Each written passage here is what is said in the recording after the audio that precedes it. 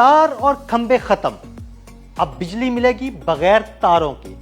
جی ہاں بالکل، وہ وقت دور نہیں جب آپ کے گھروں تک بجلی بغیر تاروں کے پہنچے گی، لیکن یہ سب کیسے ہوگا؟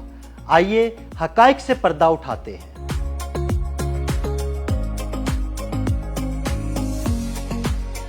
یہ تو ایک حقیقت ہے کہ تاروں کے بغیر بجلی کی ترسیل ممکن ہے، اور آج کل محدود پیمانے پر ہم اسے استعمال بھی کر رہے ہیں۔ آپ نے دیکھا ہوگا کہ آپ کے موبائل فون، سمارٹ واچز اور کچھ دیگر الیکٹرانک ڈیوائسز کو چارج کرنے کے لیے وائرلیس چارجنگ پیڈز استعمال ہوتے ہیں۔ یہ انڈکٹیو کاپلنگ کے اصول پر کام کرتے ہیں، جہاں قریب پڑی ہوئی ایک کوائل ایک مقناطیسی فیلڈ پیدا کرتی ہے اور اس کے ذریعے دوسرے کوائل میں بجلی منتقل ہوتی ہے۔ اس کے علاوہ مائکرو ویو شعاؤں کا استعمال کر کے بھی بجلی ایک جگہ سے دوسری جگہ بھیجی جا سکتی ہے۔ یہ طریقہ کار خلا میں مصنوعی سیاروں کو بجلی فراہم کرنے کے لیے ابھی تحقیق کے مراحل میں ہے۔ اب اگلا مرحلہ اور سوال یہ ہے کہ کیا بڑے پیمانے اور زیادہ فاصلے پر تاروں کے بغیر بجلی کی ترسیل ممکن ہے یا نہیں؟ تو اس کی مثال نیوزی لینڈ کی ہے، جہاں وائرلیس بجلی کی ترسیل کے حوالے سے بہت اہم تجربات ہوئے ہیں۔ نیوزی لینڈ کی ایک کمپنی ایمراڈ اس ٹیکنالوجی پر کام کر رہی ہے۔ ایمراڈ نے نیوزی لینڈ کی دوسری سب سے بڑی بجلی تقسیم کرنے والی کمپنی پاور کو کے ساتھ شراکت جاری کی ہے تاکہ اس ٹیکنالوجی کی جانچ کی جا سکے۔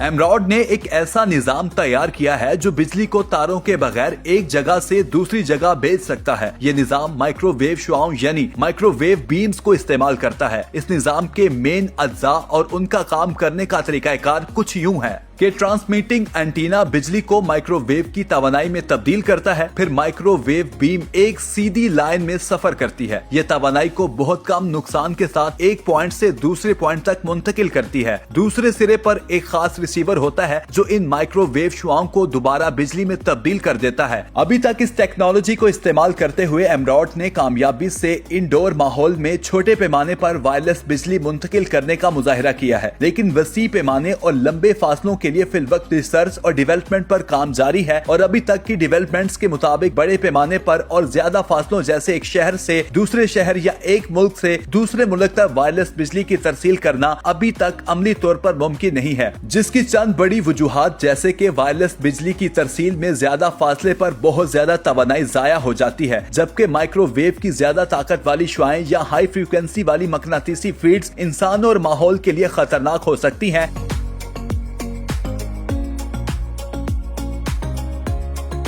اس کے علاوہ اس ٹیکنالوجی کو بڑے پیمانے پر لاگو کرنا بہت مہنگا ہے، اس لیے ان ساری معلومات کی بنیاد پر ہم یہ نتیجہ اخذ کر سکتے ہیں کہ ابھی تک ہوئی ریسرچ اور ڈیولپمنٹ کی بنیاد پر مستقبل میں شاید ہم وائرلیس ٹیکنالوجی کو چھوٹے پیمانے پر کچھ زیادہ استعمال کریں گے، جیسے وائرلیس چارجنگ کا دائرہ کار بڑھانا وغیرہ، لیکن بڑے پیمانے پر ہائی وولٹیج کی ترسیل کے لیے روایتی تاروں کا نظام ہی آنے والے وقت میں بھی غالب رہے گا۔ تاہم اس میدان میں مسلسل تحقیق ہو رہی ہے، اور ہو سکتا ہے کہ مستقبل میں کوئی ایسا بریک تھرو ہو جو اس صورتحال کو بدل دے۔ یاد رہے کہ مشہور برقی سائنسدان نکولا ٹیسلا نے اپنے وقت میں اس کا خواب دیکھا تھا اور اس پر کام بھی کیا تھا، لیکن ٹیکنالوجی اور مالی وسائل کی کمی کی وجہ سے وہ اپنے خواب کو عملی جامہ نہیں پہنا سکے۔ ان کا نظریہ تھا کہ زمینی فضا کو ایک کنڈکٹر کے طور پر استعمال کیا جائے اور فضا میں ہائی فریکوینسی لہروں کے ذریعے بجلی بھیجی جائے۔ ان کا یہ کانسیپٹ ٹیسلا کوائل کہلاتا ہے۔ ان کے کام کے بارے میں کچھ معلومات کے مطابق یہ بتایا جاتا ہے کہ 1899 میں انہوں نے 200 بلبز کو 40 کلومیٹر دوری سے بغیر تاروں کے بجلی مہیا کر کے چلایا تھا۔